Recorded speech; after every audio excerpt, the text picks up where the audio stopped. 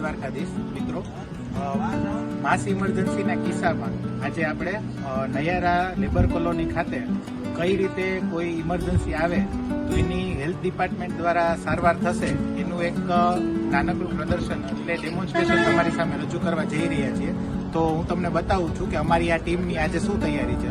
તો અમારી સાથે અમારી 108ની ટીમ અને અમારા પીએચસીની એમ્બ્યુલન્સો અહીંયા ઉપલબ્ધ છે. આગળ શું છે એ તમને બતાવું.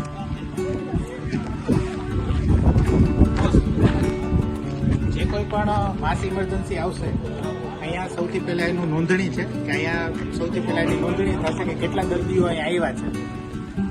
એ સૌથી જરૂરી અગત્યનું છે કે જ્યારે પણ માસ ઇમરજન્સી આવે ત્યારે કયા પેશન્ટને કઈ રીતે સારવાર આપવી, કયું પેશન્ટ જરૂરી છે એના માટે અમે ટ્રાયજની એક ટીમ બનાવી છે. તો ટ્રાયજની ટીમ તમને બતાવવા જઈ રહ્યા છીએ. એ ટીમ હવે આપણે એમને જ પૂછીએ કે એ લોકો પેશન્ટ આવશે ત્યારે કઈ રીતે સારવાર આપશે.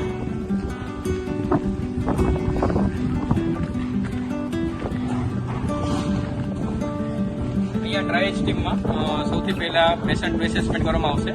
એમાં સેચ્યુરેશન અને હાર્ટ રેટ કેટલા છે એના ઉપરથી અને સાથે સાથે ગ્લાસકોમા સ્કેલ ઉપરથી એનું ત્રણ ભાગમાં અલગ અલગ વર્ગીકરણ કરવામાં આવશે.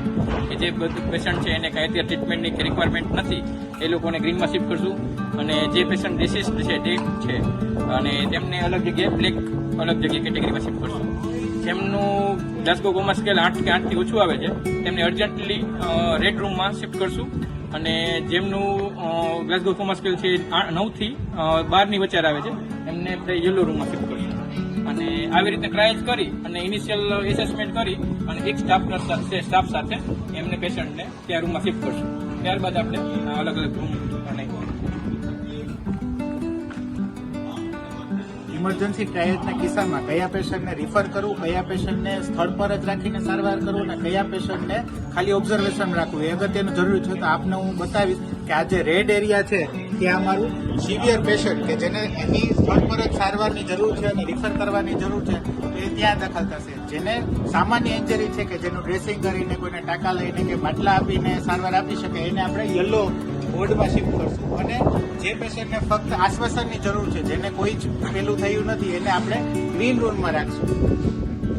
આ ઉપરાંત જે પણ પેશન્ટ આપણા સ્ટેબલ થતા જાય છે, જેને કોઈ પણ તકલીફ નથી, એના માટે અહીં શેલ્ટર રૂમ પણ બનાવેલો છે. તો છેલ્લે પેશન્ટને આપણે શેલ્ટર રૂમ ખાતે શિફ્ટ કરશું. આભાર.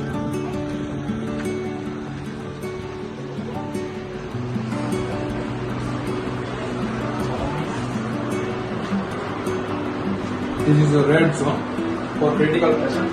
After the patient is unstable, then after observation, refer to DH. And if patient is stable, then refer to yellow zone.